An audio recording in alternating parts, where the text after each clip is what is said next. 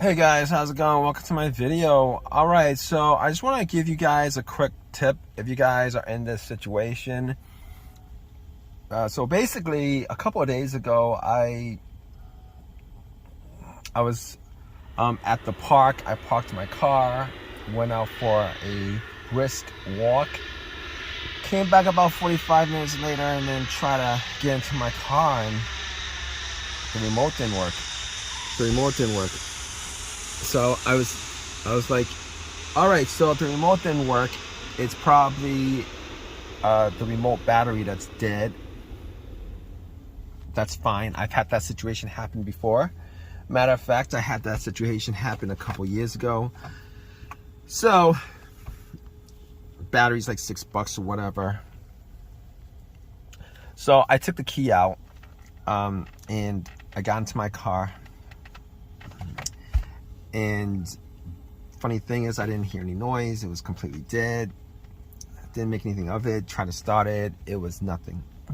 No clicks, no noises, no lights on the dash, nothing. There was no power at all. So at that point, I thought maybe it was the dead battery. At that point, to me, I thought to myself, it's probably a dead battery. Had like many of you have had that situation happen before. A dead battery happens. Dead batteries happen. All right, so, but seeing the batteries maybe like a year and a half old, and I changed it out a year and a half ago. It kind of, you know, I was like, batteries should last a lot longer than that. But obviously, there have been situations. That bad batteries happen. All right, bad batteries happen for whatever reason. So I was like, okay, not a problem. I was like, let me just get my power pack out, my Norco power pack out that I got from Walmart for like $100. Let me just jump it, right? I'll jump it. Alternator will work. It can run with a dead battery. Not a problem. I'll drive it to AutoZone. Actually, I'll drive it to Walmart and get a $70 Walmart battery again. Pop it in. That's what I got the first time. Haven't had any kind of issues with that at all. So I was thinking to myself, let's do that. So my battery pack was at, I'll tell you guys what, my battery pack was at 50%. But I was like, that's gonna be enough to jump it, not a problem. So I popped it on and I tried to jump it and nothing. So I didn't even get a slow crank. I didn't get any kind of power in the car. No power whatsoever. Tried a couple of times, put the cables in different positions. Nothing. So I was like, maybe the battery terminal cable needed to be clean. It wasn't really dirty. It was kind of dirty, so I just wiggled it out of the way. Cleaned it a little bit with, I had some hydrogen peroxide and a paper towel. I cleaned it up as best as I could. Had a screwdriver that I just pretty much just, you know, tried to get the corrosion off as much as I could. And I got a lot of the corrosion off. I popped it back on, and then I put the Norco battery pack cable on, and then I tried to start it, and nothing happened. Like before, there was no power, nothing, no power anywhere, nothing.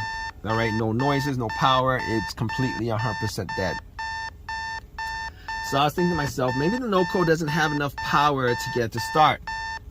But then I was like, you know what?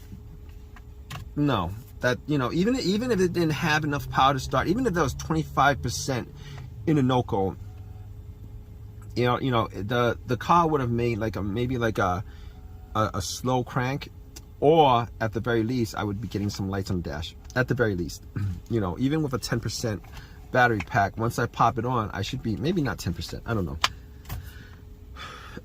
but I should be getting some lights or whatever, stuff that doesn't take a lot of electricity. And no, that nothing.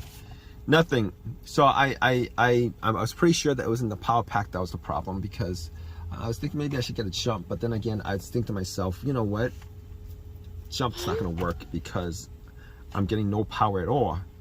I'm getting no power at all. So I was thinking to myself, okay, so I clean the cables, I clean the terminals. What else could cause it? So I tried to follow the negative line, the negative cable, make sure that it was grounded correctly. All right. Make sure that that was grounded correctly. So I was tugging on it just to make sure that it was tight, and it was tight. And I was thinking, probably wasn't a negative cable. I could just cross that out on the diagnosis list. Cross that out. So I was like, let's check out something else. All right, let's check out the fuse box. Let's check out the relays. But I was like, let's check out the fuse box. Now, there wasn't a specific fuse that I was looking for, to be honest with you. I was just looking to see whether there was any kind of short anywhere, whether some of the fuses were burnt out, whether one of the fuses were burnt out, whether I was smelling anything, whether I was smelling anything burning, whether I saw any kind of brownish, darkish looking coloration on any of the fuses, just to make sure that none of them were burnt out. And guess what? None of them.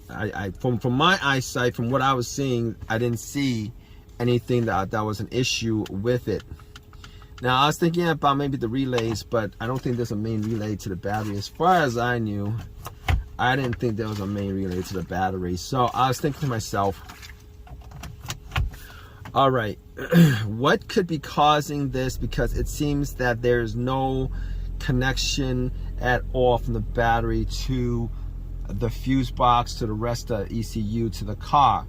So I was looking at the cables themselves, just to look at them, and I noticed that the positive cable has this it's called, what is it called? It's called a fusible link is what it's called. And now that I know that it's called a fusible link, but looking at it, they have these little tiny windows, mini windows, and if you guys look close enough, all of them actually has this little fuse wire, metal fuse wire that connects one end to the other. And I was looking at them, and a couple of them actually looked like they were burnt. So I actually took my screwdriver and took the little plastic window off, and yeah, it was you know, the fuses, that's what it's called. That's what a fuse is. It's just a different type of fuse on the battery. And I noticed that was burnt. So I actually took my screwdriver, and what I did was I actually popped it onto the fuse just to connect the two ends. I had my door open, and once I connected it, I heard some, you know, beeping and all that stuff, and at that point I knew that it was that was causing the problem, because I had power at that point. I knew exactly that was the problem. So basically what I did at that point was I had some tools, and couple of things that I normally keep in my car, and I was trying to see whether I could actually just patch up the two ends, just to see whether I could get it to maybe drive it to an AutoZone or whatever. But I didn't.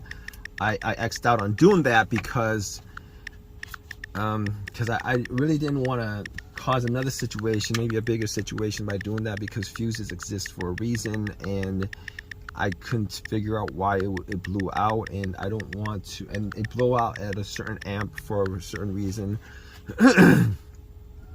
and I didn't want to cause a bigger issue. So what I did was I actually called AutoZone, and normally they have these in stock because most Nissans and Infinitis have these fusible link, or if not all of them have this fusible link on the battery.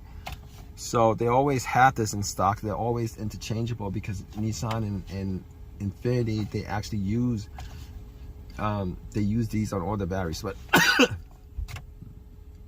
But I thought to myself, yeah. So I called AutoZone. They had it. I took a Uber, called a Uber, took a Uber to AutoZone, and came back and popped it back in and started it. It started fine. It works fine. It's been working fine. No issues whatsoever. So if you guys find yourself in this kind of situation where you guys are in a need of a quick fix, and you know it's not the battery that's the issue, and you guys have no power whatsoever, and you guys try to jump and it doesn't jump, doesn't start, it seems like there's no electricity going through it, look at this. All right, definitely check out your fusible link to make sure that your fusible link does not have any issues. It's not blown, the fuse is not blown, etc., etc. Because majority of the time this situation causes these kind of electrical disconnect between the battery and the fuse box. So anyway, hope you guys like this video. Guys, have any comments, please leave a comment in the comment section. Please subscribe, please give me a thumbs up, all that good stuff, right guys?